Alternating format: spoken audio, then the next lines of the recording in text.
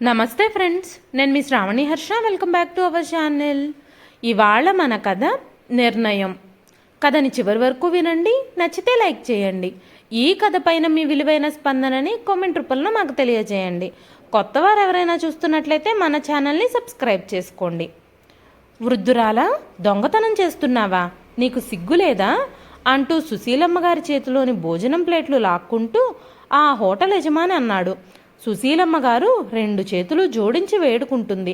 లేదు బాబు, నేను దొంగతనం చెయ్యలేదు, మీరు అపార్థం చేసుకుంటున్నారు అనగానే, దొంగతనం చెయ్యకపోతే ఈ ఆహారం ఎక్కడిది?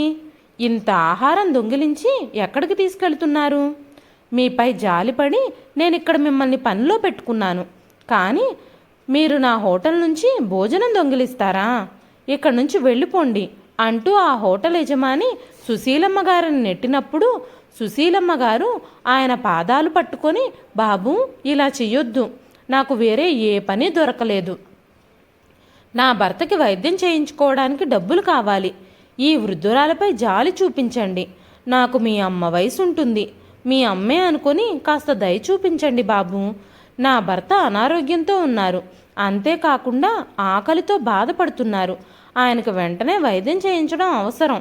సరే, ఈ భోజనం లాక్కుంటే లాక్కున్నావు, కానీ నా కష్టానికి తగ్గ డబ్బులైనా నాకు ఇవ్వండి, కనీసం నా భర్తకు వైద్యం చేయించుకోగలుగుతాను అనగానే, ఏ డబ్బు? మీరు ఉదయం నుంచి చేసిన పనికి ప్రతిఫలంగా నేను డబ్బులు ఇవ్వాలా? నీలాంటి దొంగల్ని పనిలో పెట్టుకోవడమే ఎక్కువ. డబ్బు ఇవ్వను, ఏమీ ఇవ్వను, ఇక్కడి నుంచి వెళ్ళిపో అంటూ సుశీలమ్మ గారిని మళ్ళీ నెట్టాడు. వెంటనే అతని చెంపపై బలంగా కొట్టిన శబ్దం కారణంగా అతను ఒక్కసారిగా షాక్ అయ్యాడు. నా తల్లిని తాకడానికి నీకెంత ధైర్యం అంటూ అజయ్ కోపంగా అడిగాడు. అప్పుడు ఆ హోటల్ యజమాని, ఆవిడ మీ అమ్మ అయితే ఆమెను ఇక్కడ అడుక్కోవడానికి ఎందుకు వదిలేశావు? ఈ వృద్ధురాలిపై నేను జాలిపడి ఆమెను ఇక్కడ పనిలో పెట్టుకున్నాను, కానీ ఆవిడ నా హోటల్లో దొంగతనం చేస్తుంది. ఈ వృద్ధురాలు నెంబర్ 1 దొంగ అనగానే ఆ తర్వాత ఆ హోటల్ యజమాని మరో చెంప కూడా పగిలిపోయింది. మా అమ్మ గురించి ఒక్క మాటైనా మాట్లాడితే జాగ్రత్త, నేను ఇప్పుడే నీ గొంతులోంచి నాలుకను బయటకు లాగుతాను. 2 కొడుకులున్న మా అమ్మ ఇలాంటి పరిస్థితికి రావడం మా దురదృష్టం అనగానే సుశీలమ్మ గారు ఏడుస్తూ, బాబు, నేనేమీ దొంగిలించలేదు, మీ తండ్రి ఆకలితో అనారోగ్యంతో ఉన్నారు, ప్లేట్లు తీసేటప్పుడు ఆ ప్లేట్లలో మిగిలిపోయిన ఆహారాన్ని నేను మీ నాన్న కోసం తీసుకెళ్లాలనుకున్నాను అని చెబుతున్న తల్లి కళ్ళల్లోని నిస్సహాయతను చూసిన అజయ్ కళ్ళల్లోంచి నీళ్లు రావడంతో పాటు చిన్న పిల్లాడిలాగా తన తల్లిని కౌగిలించుకొని ఏడ్చాడు. నన్ను క్షమించమ్మా, ఇదంతా నా వల్లే జరిగింది, ఇంత జరుగుతున్నా మీరు నాకెందుకు చెప్పలేదు? నాన్నగారు ఎక్కడా? ఇంతకీ అసలు ఏం జరిగింది? మీరు ఇక్కడ ఎందుకుంటున్నారు? చెప్పమ్మా అని అడుగుతున్న కొడుకును కౌగిలించుకొని సుశీలమ్మ గారు ఏడుస్తూనే ఉన్నారు. అత్తమ్మ, ఇదంతా ఎలా జరిగిందో చెప్పు అంటూ స్నేహ అడిగినప్పుడు సుశీలమ్మ గారు గతంలోకి జారుకున్నారు. అత్తయ్య గారు, రేపొద్దున శివరాత్రి కదా, నేను రోజంతా ఉపవాసము జాగారము చేస్తాను, కాబట్టి నేను ఈ రోజంతా విశ్రాంతి తీసుకోవాలి అని అనుకుంటున్నాను. అప్పుడే రేపొద్దున ఉపవాసం జాగారం సరిగ్గా చేయగలుగుతాను. అందుకే నేను ఇప్పుడు కాసేపు నిద్రపోతాను.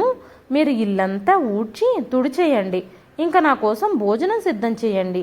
రేపు ఎలాగో ఉపవాసం కదా, ఈరోజు నేను తృప్తిగా తినాలి.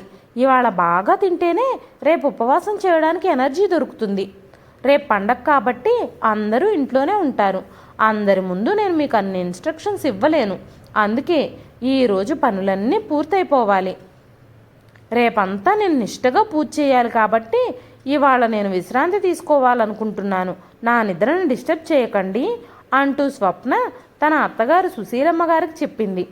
అప్పుడు సుశీలమ్మ గారు, కానీ స్వప్న, ఇది నేను పూజ చేసుకునే సమయం, ఇదిగో చూడు, నేను స్నానం చేసి పూజ చేసుకోబోతున్నాను అనగానే అందుకు స్వప్న, నువ్వు ఎంత పూజ చేసినా అంత త్వరగా దేవుడు నా నుంచి నిన్ను విడిపించడు, కానీ నేను చెప్పిన పనులు చెయ్యి. సంజయ్ ఉదయాన్నే మేల్కుంటాడు, కాబట్టి త్వరగా టిఫిన్ రెడీ చేయండి అంటూ తన గదిలోకి వెళ్ళి విశ్రాంతి తీసుకోవడం మొదలుపెట్టింది. అత్తా కోడళ్ళ ఈ సంభాషణ అంతా సుశీలమ్మ గారి భర్త వెంకట్రావు గారు విన్నారు.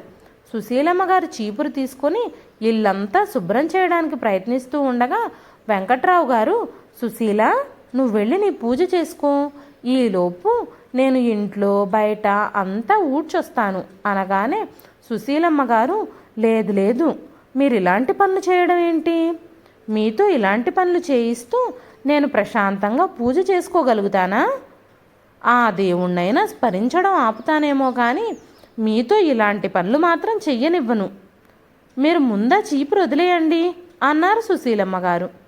అప్పుడు వెంకట్రావు గారు సుశీలమ్మ గారితో చాలా ప్రేమగా మాట్లాడుతూ, భర్తను దేవుడిగా, భార్యను బానిసగా చూడాలని దేవుడెప్పుడూ చెప్పలేదు. నువ్వు కూడా దేవతా స్వరూపానివే. నువ్వు పూజ చెయ్యి, నేను ఇల్లంతా ఊడ్చి స్నానం చేస్తాను అంటూ గట్టిగా చెప్పి వెంకట్రావు గారు చీపురు తీసుకుని బయటకు వెళ్ళారు. కానీ సుశీలమ్మ గారికి పూజ చేయడం మీద ఆసక్తి ఎక్కడుంది? ఆవిడ దృష్టి అంతా వెంకట్రావు గారి మీదకే మళ్ళుతుంది. త్వరగా పూజ ముగించుకొని వంటింట్లోకి వెళ్ళి భర్త కోసం టీ చేయడం మొదలుపెట్టింది. అప్పుడు అకస్మాత్తుగా తలుపు తెరుచుకుంది.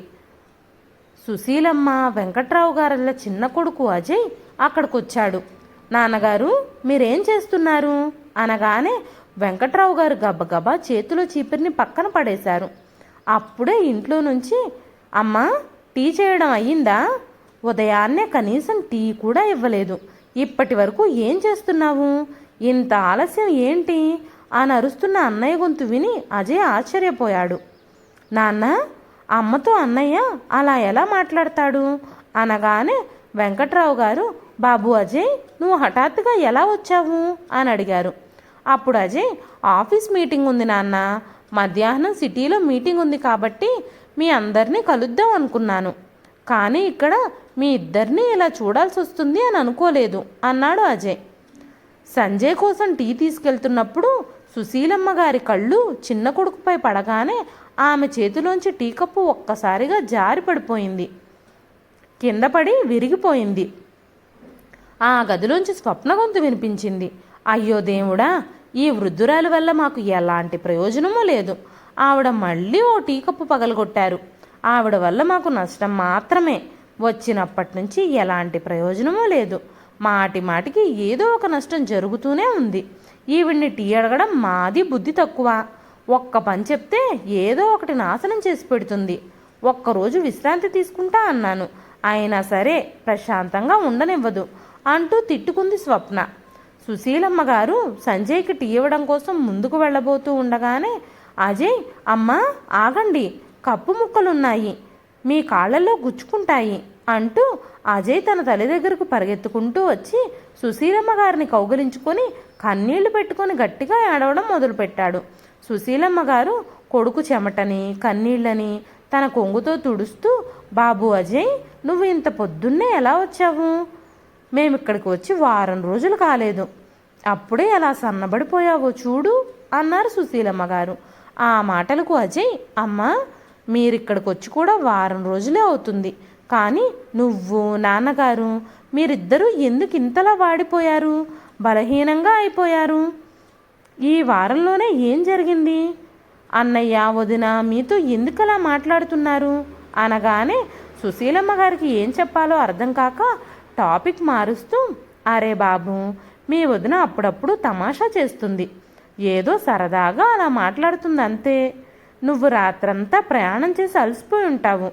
ఎప్పుడు తిన్నావో ఏమో, కూర్చో, నీకోసం టీ తెస్తాను అంటూ వంటగదిలోకి వెళ్ళారు సుశీలమ్మ గారు. సంజయ్ రూమ్ నుంచి బయటకొచ్చి అజయ్ని చూడగానే గబగబా గది లోపలికొచ్చి, స్వప్న, స్వప్న, తొందరగా లే, అజయ్ వచ్చాడు. ఇంటి పనులు చేస్తున్న అమ్మా నాన్నను చూస్తే ఏమంటాడో, త్వరగా లేగు అంటూ సంజయ్ గబగబా తన తమ్ముడి దగ్గరకు పరిగెత్తుకెళ్ళి అతన్ని కౌగిలించుకున్నాడు. నాన్న, మీరు కూడా పొద్దున్నే ఏంటి, ఏమీ తోచకపోతే ఏ పేపరో చదువుకోవచ్చు కదా, వాకింగ్ చేయొచ్చు కదా, ఇలా చీపిరితో ఊడ్చడం మొదలుపెట్టారు అంటూ మీ వదిన స్వప్న సగం వంటింట్లో పని పూర్తి చేసి కొంచెం నడుము నొప్పిగా ఉందని గదిలోకి వెళ్ళింది. అంతే అంటూ, అంతలోనే నువ్వు కిచెన్లో ఏం చేస్తున్నావమ్మా, అజయ్ ఏమనుకుంటాడు అనగానే వెంకట్రావు గారు కొడుకుని ఆశ్చర్యంగా చూడడం మొదలుపెట్టారు. కానీ ఆయన కళ్ళు అప్పటికే అజయ్తో అన్నీ చెప్పేశాయి. అప్పుడు అజయ్ సంజయ్తో, 8 రోజులుగా అమ్మ నాన్న ఇక్కడే ఉన్నారు, నువ్వు వాళ్ళని ఇలా ట్రీట్ చేస్తావని నేను అస్సలు అనుకోలేదు, మీ నుంచి నేను ఇదంతా అస్సలు ఊహించలేదు అనగానే అప్పుడు గదిలోంచి స్వప్న పరిగెత్తుకుంటూ బయటకొచ్చి, మీరు తప్పుగా అర్థం చేసుకుంటున్నారు, మీ అమ్మా నాన్నలకి ఖాళీగా కూర్చోవాలని అనిపించక ఏదో ఒక పని చేయాలని పట్టుబడుతున్నారు, నేను వేరే పనుల్లో బిజీ అయ్యాక తాము కోరుకున్నట్టు ఏదో ఒక పని చేయడం మొదలు పెడతారు అనగానే అజయ్, అమ్మా నాన్నలు వాళ్ళు ఇష్టపూర్వకంగా పనిచేస్తే పర్వాలేదు, కానీ తల్లిదండ్రులను వదిలించుకోవడానికి ఇలా ఇంటి పనులు చేయిస్తున్నారు అని నాకు తెలిస్తే నేను అస్సలు సహించను అన్నాడు. అయ్యో అలాంటిదేమీ లేదు బ్రదర్ అంటూ సంజయ్ నవ్వడం మొదలుపెట్టాడు. కొడుకులిద్దరికీ నచ్చిన ఆహారాన్ని తయారు చేయడంలో సుశీలమ్మ గారు కోడలికి సహాయం చేయడం ప్రారంభించారు. స్వప్న మెల్లగా వాయిస్ తగ్గించి, మీ కొడుకు రాగానే మీ శరీరం పులకించిపోతుంది, నేను చెప్పకుండా ఏ పని చెయ్యరు మీరు, ఇప్పుడు ఈరోజు నా విశ్రాంతినంతా చెడగొట్టారు, మీరు నాకేం సహాయం చేయనక్కర్లేదు, మీ కొడుకుల దగ్గరికి వెళ్ళి కూర్చోండి అంది. కొంచెం సేపటి తర్వాత టిఫిన్ చేసి అజయ్ అందరికీ వీడ్కోలు పలికి ఆఫీస్ పని మీద తిరిగి వెళ్ళిపోయాడు. నేను సాయంత్రం మళ్ళీ వస్తానమ్మా అని చెబుతూ అజయ్ అక్కడి నుంచి వెళ్ళిపోతున్నప్పుడు సుశీలమ్మ గారి కళ్ళు అజయ్తో చాలా చెప్పాయి. ప్రతి మాటని అజయ్ కూడా అర్థం చేసుకున్నాడు. అమ్మ, మీరు అన్నయ్య దగ్గర కొన్ని రోజులు ఉండాలి అని అడిగితే నేను మిమ్మల్ని ఇద్దరిని ఇక్కడికి పంపించాను, మీకు ఇబ్బందిగా గనక ఉంటే నా దగ్గరికి ఎప్పుడు రావాలనుకుంటే అప్పుడు వచ్చేయచ్చు, మీరేమీ బాధపడకండి, నాకు మీటింగ్కి టైం అవుతుంది, నేను వెళతాను అని చెప్పి అజయ్ అక్కడి నుంచి వెళ్ళిపోయాడు. సాయంత్రం మీటింగ్ లేట్ అవ్వడం వల్ల ట్రైన్ టైం అయిపోవడంతో అజయ్ తిరిగి సంజయ్ ఇంటికి రాలేదు. హడావిడిగా వెళ్ళిపోవాల్సి వచ్చింది. అజయ్ వెళ్ళి 4 రోజులు కూడా గడవకముందే సంజయ్ ఫోన్ చేసి, అమ్మా నాన్నలకి మా దగ్గర చాలా బోర్ కొడుతుందంట, నీ దగ్గరకు పంపించేయమని పదే పదే ఒత్తిడి చేస్తున్నారు, నేను సాయంత్రం ట్రైన్లో వాళ్ళని పంపించేస్తాను, రేపు ఉదయం ట్రైన్ అక్కడికి వచ్చే టైంకి నువ్వు స్టేషన్కి వచ్చి అమ్మా నాన్నల్ని పికప్ చేసుకో అని చెప్పాడు సంజయ్. అప్పుడు అజయ్ ఇలా ఆలోచించడం మొదలుపెట్టాడు. అన్నయ్య అకస్మాత్తుగా ఇలా ఎందుకు చెప్తున్నాడు? అమ్మా నాన్నలు ఊరికెళ్ళి 10-15 రోజులు కూడా అవ్వడం లేదు, వారికి అక్కడ ఉండడం ఇష్టం లేదని, ఇంట్లో ఖాళీగా కూర్చొని అమ్మకేం తోచడం లేదని, వాళ్ళు పదే పదే నీ దగ్గరకు వచ్చేస్తామంటూ పట్టుబడుతున్నారని అన్నయ్య ఎందుకు చెప్తున్నాడు అని ఆలోచించుకుంటూ, అన్నయ్య నా మాట విను, నేను ప్రస్తుతం ఇంట్లో లేను, స్నేహదండ్రికి ఒంట్లో బాగోలేదు, ఆయన హాస్పిటల్లో ఉన్నారు, స్నేహ కూడా హాస్పిటల్లోనే ఆయనకు సహాయంగా ఉంది, ఆయన ఆరోగ్యం కోలుకున్నాక ఆయన్ని డిశ్చార్జ్ చేశాక నేనే స్వయంగా నీ దగ్గరకు వచ్చి అమ్మా నాన్నలను తీసుకెళ్తాను, ఒక్క 4 రోజులు ఓపిక పట్టు, ఆ తర్వాత నేనే వచ్చి తీసుకెళ్తాను అని చెప్పాడు అజయ్. కానీ సంజయ్ ఇంకా తల్లిదండ్రుల్ని తనతో పాటు ఉంచుకోవాలి అని అనుకోలేదు. తల్లిదండ్రులకు అబద్ధం చెప్పి మీకోసం అజయ్ ఉదయాన్నే స్టేషన్కి వస్తానన్నాడు అంటూ వాళ్ళిద్దరినీ సాయంత్రం ట్రైన్ ఎక్కించేశాడు. కానీ అజయ్ ఎంతసేపటికి స్టేషన్కి రాకపోవడంతో సుశీలమ్మ గారు, వెంకట్రావు గారు స్టేషన్లోనే వెయిట్ చేస్తున్నారు. అలా ఎదురు చూస్తూనే 2 రోజులు గడిచిపోయాయి. అప్పటికే వెంకట్రావు గారి ఆరోగ్యం క్షీణించడం మొదలైంది. ఆయనకు చాలా జ్వరంగా ఉంది. చుట్టుపక్కల ప్రజల సహకారంతో సుశీలమ్మ గారు వెంకట్రావు గారిని ప్రభుత్వ ఆసుపత్రిలో చేర్పించారు. సంజయ్ తన తల్లిదండ్రులకు వచ్చేటప్పుడు ఒక 100 రూపాయలు కూడా ఇవ్వలేదు. భోజనం చేయాలన్నా, మందులు కొనాలన్నా ఏం చేయాలో సుశీలమ్మ గారికి అర్థం కాలేదు. అందుకే సుశీలమ్మ గారు సమీపంలోని హోటల్లో పాత్రలను కడగడానికి పని కుదుర్చుకొని అక్కడ పనిచేయడం మొదలుపెట్టారు. మరోవైపు స్నేహ తండ్రి ఆరోగ్యం మెరుగుపడటంతో అజయ్, స్నేహ మరియు వాళ్ళ చిన్నబాబు రోషన్తో కలిసి తమ తల్లిదండ్రులను తీసుకురావడానికి ఇంటి నుంచి బయలుదేరారు. కానీ తమ తల్లిదండ్రులు ఇంత నిస్సహాయ స్థితిలో దొరుకుతారని వారు అస్సలు ఊహించలేదు. అమ్మా, ఏం జరిగిందో చెప్పు అంటున్న స్నేహస్వరం విని సుశీలమ్మ గారు ఆలోచనల నుండి బయటకు వచ్చారు. ఈరోజు మీకు గుర్తుందా, అనగానే కొడుకు కోడలు, అమ్మా ఈరోజు మేము ఎలా మర్చిపోగలం? ఈరోజు నాన్నగారు పుట్టినరోజు, మేము ఎప్పుడైనా ఈ విషయం మర్చిపోయామా? నిజానికి ఈరోజు మిమ్మల్ని సర్ప్రైజ్ చేద్దామని అనుకున్నాం. నిన్నటి నుంచి మేమందరం ఎన్నో ప్లాన్స్ వేసుకున్నాం. రోషన్కి ఆకలిగా ఉందని మేము ఏదో ఒకటి తినాలని హోటల్ దగ్గర ఆగిపోయాము. కానీ ఆ దేవుడు మిమ్మల్ని ఇక్కడ మాకు చూపించాడు అంటూ స్నేహ అత్తగారి కన్నీళ్లు తుడిచింది.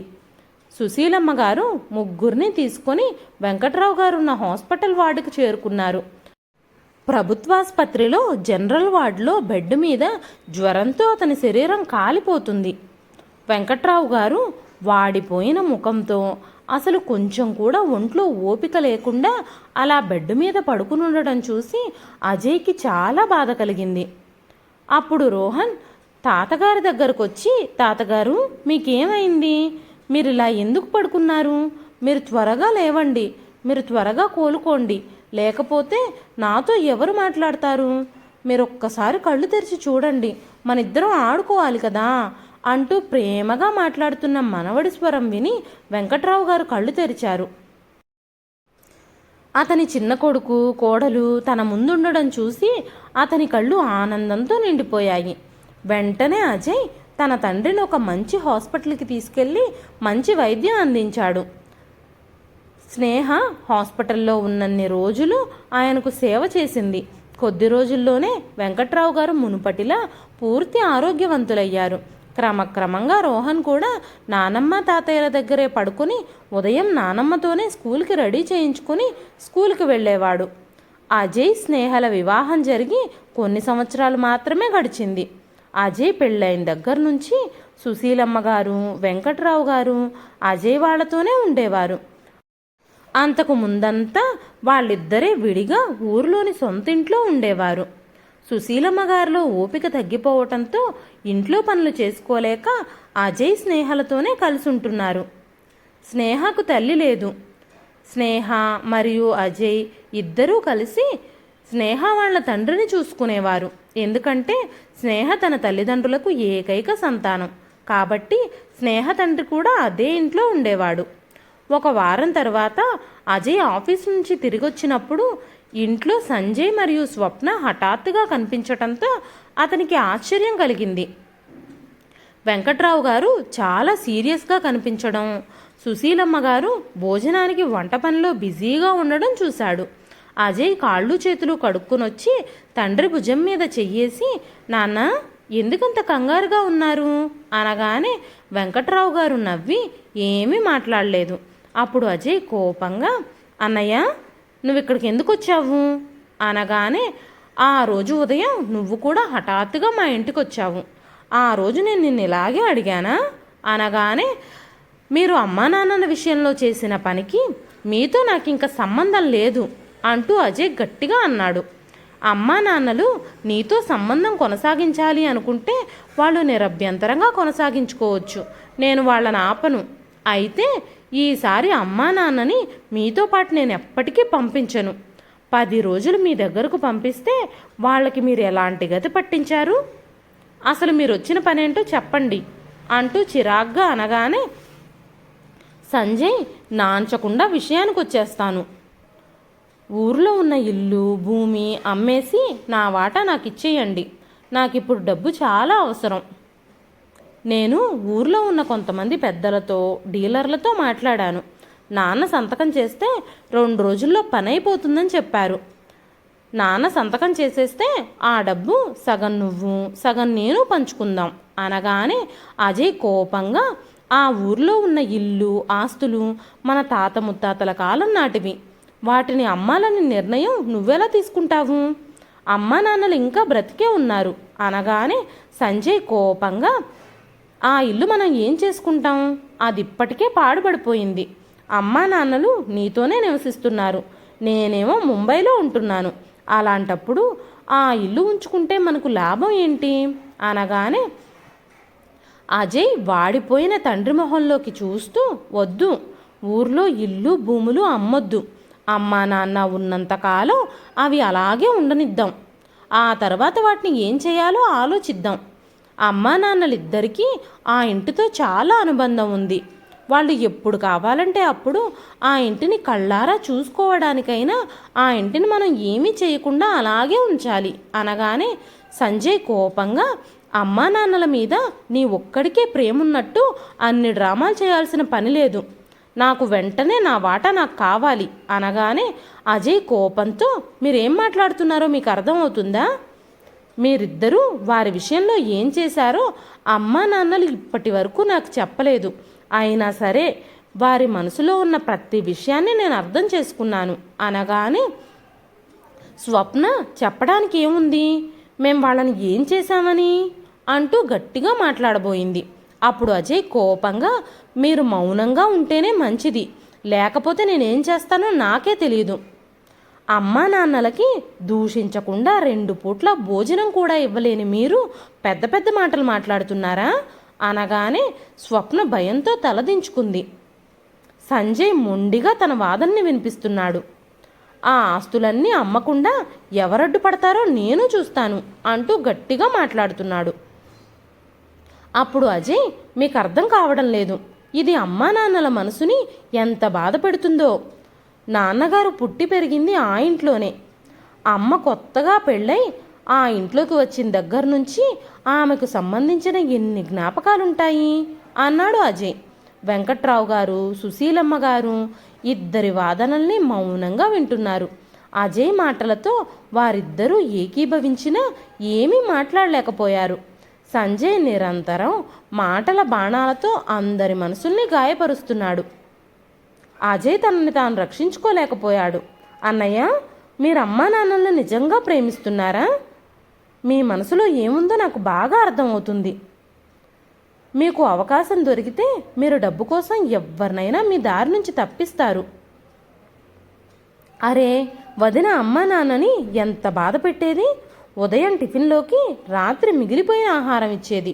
2 పూట్ల భోజనం పెట్టడానికి ఎంత సతాయించేది. అమ్మా నాన్నలు ఇంకా ఎన్నాళ్ళు బతుకుతారు? మహా అయితే ఒక 5 ఏళ్ళు, లేదంటే 10 ఏళ్ళు. ఆ 10 ఏళ్ళు కూడా వారికి మనం సంతోషకరమైన జీవితాన్ని అందించలేమా?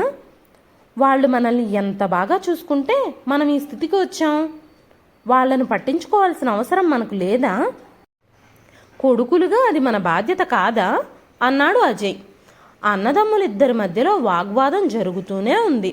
అప్పుడు వెంకట్రావు గారు, బాబు ఆపండి, మీ ఇద్దరూ నోర్లు మూసుకోండి. నేనేమీ ఆస్తిని నాతో పాటు పైకి తీసుకెళ్లను. నాకు గాని కోపం తెప్పిస్తే ఈ ఆస్తి నుంచి ఒక్క పైసా కూడా మీకు రాదు. బాబు సంజయ్, మీ అమ్మ నేను ఈ వయసులో ఏం కోరుకుంటున్నాము? ఈ వయసులో మాకు కావాల్సింది 2 పూట్ల భోజనం, కాస్త గౌరవం, సంతోషం. మీ ఇంట్లో మాకు అవి దక్కాయా? లేదు. మేం మీకు పెద్ద భారంగా మారాము. మమ్మల్ని వదిలించుకోవడానికి మీరు సాకులు చెప్పడం ప్రారంభించారు.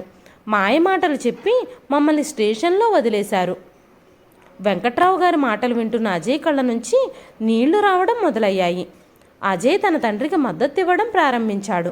స్వప్న ముందుకొచ్చి, మీరిద్దరూ అమ్మా నాన్నని బాగా చూసుకుంటున్నట్టు బాగానే నాటకాలు ఆడుతున్నారు. దానివల్లే కదా వాళ్ళిద్దరూ మమ్మల్ని దూషిస్తున్నారు అంది. అంతలోనే స్నేహ ముందుకొచ్చి 2 చేతులు జోడించి, స్వప్న, నీ నోరు పెద్దదవుతుంది, కాస్త దాన్ని అదుపులో పెట్టుకో. మాకు అమ్మా నాన్నల ఆస్తి మీద ఆశ లేదు. మేం వాళ్ల పట్ల ఉన్న మా బాధ్యతను నెరవేరుస్తున్నామంతే. మేం వాళ్ళని చనిపోయే వరకు గౌరవంగా చూసుకోవాలి అని అనుకుంటున్నాం అంది. అప్పుడు సుశీలమ్మ గారు మాట్లాడుతూ, అమ్మా స్వప్న, అజయ్ పెళ్ళై 7 సంవత్సరాలు అవుతుంది. ఈ 7 సంవత్సరాల్లో స్నేహ ఎప్పుడూ మాకు కోడల్లా అనిపించలేదు. ఎప్పుడూ మమ్మల్ని కూతురులాగానే చూసుకుంది. కానీ మొన్న 10-15 రోజులు మీ ఇంటికి వచ్చి మీ ఇంట్లో ఉన్నప్పుడు నిన్ను మేము కూతుర్లా భావించలేకపోయాము. అత్తమామలంటే నీకు సేవ చేసే వాళ్ళలాగానే పరిగణించావు నువ్వు. బాధ్యతనైతే పంచుకోరు కానీ మీకు ఆస్తులు కావాలా అన్నారు సుశీలమ్మ గారు. అప్పుడు సంజయ్ ముందుకొచ్చి, అమ్మా, ఏం చెప్తున్నావు నువ్వు? చిన్నవాళ్ల ముందు పెద్దవాళ్ళని అవమానిస్తున్నావా అనగానే సుశీలమ్మ గారు తన పెద్ద కొడుకును లాగిపెట్టి కొట్టి, చిన్నవాళ్ల ముందు పెద్దవాళ్ళని అవమానిస్తున్నానా నేను? నీ భార్య విశ్రాంతి తీసుకుంటూ ఇంటి పనులన్నీ నాతో చేయించినప్పుడు, ఆమె స్వయంగా వేడివేడి ఆహారం తింటూ మాకు మిగిలిపోయిన పాత ఆహారాన్ని ఇచ్చినప్పుడు, అప్పుడు మీ తల్లిదండ్రుల గౌరవం గురించి నువ్వు పట్టించుకున్నావా? మీకంటే మేము పెద్దవాళ్ళం కాదా? మీరు చిన్నవాళ్ళై ఉండి మమ్మల్ని అవమానించలేదా? ఇంకా మాట్లాడడానికి ఏమీ లేదు. గ్రామంలో ఉన్న భూమి, ఇల్లు అమ్మడానికి నేను ఒప్పుకోను. ఇదే నా చివరి నిర్ణయం అంటూ వెంకట్రావు గారి వైపు చూస్తూ చెప్పింది. అప్పుడు పెద్ద కొడుకు సంజయ్, నాన్న, ఆ అమ్మ ఏమంటుందో విన్నారా? మీరు అమ్మకెందుకు వివరించరు అనగానే, మనకి ఊర్లో ఉన్న భూమి మీ అమ్మకి పెళ్ళప్పుడు తన పుట్టింటి వాళ్ళిచ్చింది. దాని మీద పూర్తి హక్కు మీ అమ్మకుంది. దాన్ని మేము విక్రయించిన రోజున దాని నిజమైన యజమాని దాని వాటాను పొందుతాడు. కానీ ఈరోజు మీరు ఇక్కడి నుంచి ఖాళీ చేతులతో తిరిగి వెళ్లాల్సిందే. గుర్తుంచుకోండి, ఈ రోజు తర్వాత మేము మీ ఇంటికి ఎప్పుడూ రాము. మీరు మీ తప్పును గ్రహించి మీ తల్లిదండ్రులపై ప్రేమ గనక ఉండుంటే మీరు మమ్మల్ని కలవాలి అనుకునే రోజు మీరిక్కడికి ఖచ్చితంగా రావచ్చు అనగానే పెద్ద కొడుకు, కోడలు అక్కడి నుంచి కోపంగా వెళ్ళిపోయారు. వెంకట్రావు గారు, సుశీలమ్మ గారు చిన్న కొడుకు, కోడలితో సంతోషంగా జీవిస్తున్నారు. చిన్న కోడలితో వారి అనుబంధం తల్లి కూతుళ్ళలా ఉండేది. కుటుంబం అంతా కలిసి వారం రోజులు సెలవులు వచ్చినప్పుడంతా గ్రామంలోని ఇంటికి వెళ్ళేవారు. వెంకట్రావు గారు, సుశీలమ్మ గారు ఒక రోజున తన చిన్న కొడుకు అజయ్తో, స్నేహతో ఈ విధంగా మాట్లాడడం మొదలుపెట్టారు. బాబు అజయ్, మీ అన్నయ్య వదినల దగ్గర మేమున్న 10-15 రోజుల్లోనే వాళ్ళ నుంచి చాలా పాఠాలు నేర్చుకున్నాము. ఆ రోజు వాళ్ళు మమ్మల్ని స్టేషన్లో వదిలేసినప్పుడు మీ నాన్నని ఏ ఆధారమూ లేక గవర్నమెంట్ హాస్పిటల్లో జాయిన్ చేసినప్పుడు అక్కడ చుట్టూ ఎంతోమంది అభాగ్యులని, బిడ్డల నిర్లక్ష్యానికి గురైన తల్లిదండ్రుల్ని మేము చూసాము. ప్రతి ఇంట్లో కొడుకు, కోడళ్ళు చాలా వరకు ఇలాగే ఉంటున్నారు. బాగా ఆలోచించి మేము ఒక నిర్ణయం తీసుకున్నాము. ఆ నిర్ణయాన్ని మీరిద్దరూ కాదనరనే అనుకుంటున్నాము అన్నారు. అప్పుడు అజయ్, స్నేహ, మీరు ఏమనుకుంటున్నారో, ఏం చేయాలనుకుంటున్నారో చెప్పండి. మీ ఇష్టాలని మేము ఖచ్చితంగా నెరవేరుస్తాం అన్నారు. నువ్వు కానీ మీ అన్నయ్య కానీ మంచి పొజిషన్లోనే ఉన్నారు. మీ ఇద్దరికీ డబ్బులకి ఎలాంటి ఇబ్బంది లేదు. అందుకే ఊర్లో ఉన్న ఇంటిని పడగొట్టి ఓ చక్కటి వృద్ధాశ్రమాన్ని కట్టాలని నిర్ణయించుకున్నాం. నా పొలాలు, స్థలాలు అన్నీ అమ్మేసి వృద్ధాశ్రమ నిర్వహణకు వాడాలని నిర్ణయించుకున్నాం అనగానే అజయ్, స్నేహ ఎంతో సంతోషించారు. తల్లిదండ్రుల ఆ ప్రతిపాదన వారికి ఎంతగానో నచ్చింది. ఈ ఆలోచన జరిగిన కొద్ది రోజులకే ఊర్లో ఉన్న ఆ భూమికి దగ్గరలో గవర్నమెంట్ వాళ్ళు హైవే నిర్మాణం మొదలుపెట్టారు. ఆ భూములకు మంచి ధర వచ్చింది. ఆ భూములు, పొలాలు అన్నీ అమ్మేసి ఆ పాత ఇంటి ప్లేస్లో మంచి భవనం నిర్మించి మిగిలిన డబ్బులన్నీ ఆ వృద్ధాశ్రమం పేరుతో బ్యాంకులో వేశారు. ఆ వృద్ధాశ్రమ బాధ్యతలన్నీ అజయ్కి, స్నేహకి అప్పచెప్పారు సుశీలమ్మ గారు, వెంకట్రావు గారు.